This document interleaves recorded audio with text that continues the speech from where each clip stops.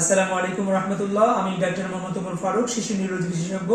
আজকে neonatal jaundice সম্পর্কে একটু আলোচনা করব। সেটি হচ্ছে, যখন কোনো বাচ্চার জন্ডিস 20-এর বেশি হবে, তখন এই জন্ডিস তথা বিলিরুবিনের মাত্রা এত বেশি এটা যে এই বিলিরুবিন মস্তিষ্কে জমে আপনার বাবুকে প্রতিবন্ধী করে দিতে পারে।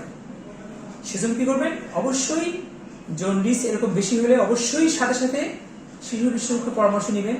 নিয়ে যদি এটা এক্সেস ট্রান্সমিশন লাগে অথবা রক্ত চেঞ্জ করা লাগে, তাহলে রক্ত চেঞ্জ করবেন, অথবা ডাবল সার্ভিস ফটোথেরাপি দিবেন ডক্টরের পরামর্শ অনুযায়ী। কখনোই আপনারা রোদের উপর নির্ভর করবেন না যে বাচ্চা এই জন্ডিস রোদে ভালো হয়ে যাবে, আমার বাচ্চা আমি এগুলো চিকিৎসা করবো না, রোদ দিয়ে চিকিৎসা করবো, তাহলে আপনারা ভুল ভাবলেন এবার ভুল করে বসলেন। অবশ্যই মনে রাখবেন, এই জন্ডিস মস্তিষ্কে জমে আপনার বাচ্চা প্রতিবন্ধী করে দিতে পারে। সেজন্য অবশ্যই আপনারা শিশু বিশেষজ্ঞের পরামর্শ দিবেন, এবং শিশু বিশেষজ্ঞের পরামর্শ অনুযায়ী যদি রক্ত চেঞ্জের প্রয়োজনে রক্ত চেঞ্জ করবেন, অথবা যদি ফটোথেরাপির উপদেশ দেয় তাহলে অবশ্যই ফটোথেরাপি দিবেন। এবং অবশ্যই এই বাচ্চার পরবর্তীকালে তার ডিসকার্ডিক সেরেব্রাল পলসি ডেভেলপ করলো কিনা অথবা ডিস্টোনিয়া ডেভেলপ করলো কিনা, তাহলে সেজন্য অবশ্যই একজন শিশু নিউরোলজি বিশেষজ্ঞের পরামর্শ দিবেন। আশা করি আপনারা বুঝতে